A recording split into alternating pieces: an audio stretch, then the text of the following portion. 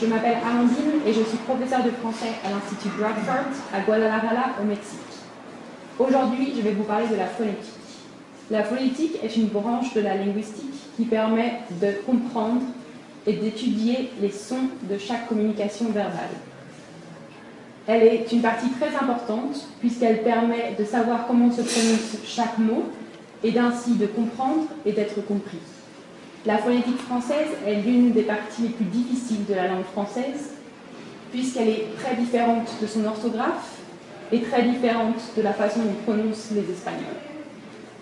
Aujourd'hui, je vais vous donner un cours pour débutants, très simple, sur la phonétique française, en commençant par les lettres de l'alphabet, qui sont au nombre de 26 en français.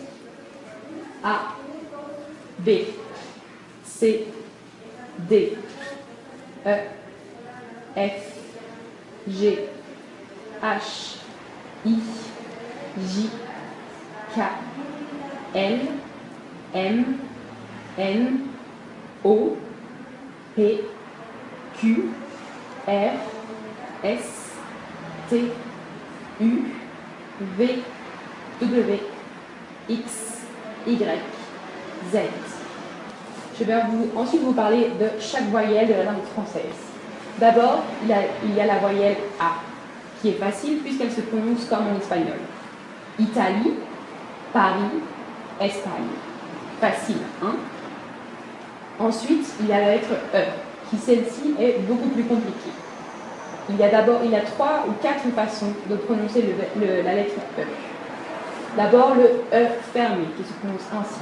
E, de amener, se lever.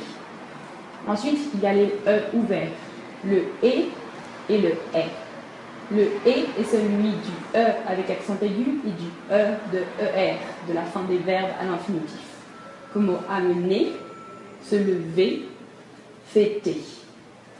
Il y a ensuite le E de E, qui est celui du E accent grave ou du diphtongue AI ou EI. Comme fête, les, mais. Il y a ensuite le E muet, celui qu'on ne prononce pas, comme rire ou lire. Ce sont deux verbes qui se terminent par un E, mais on ne les entend pas. Ensuite, il y a le O. O, facile, se prononce comme en espagnol. O, poser, chose. Il y a ensuite le U.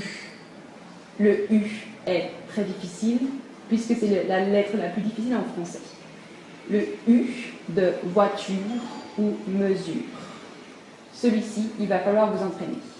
Ensuite, il y a le U qui est associé au O, qui devient OU, et qui devient beaucoup plus facile, puisque c'est comme le U espagnol de uva, ou. Oublier, par exemple.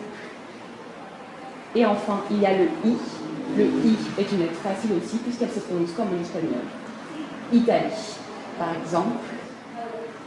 Voilà. La leçon est terminée. Bon courage!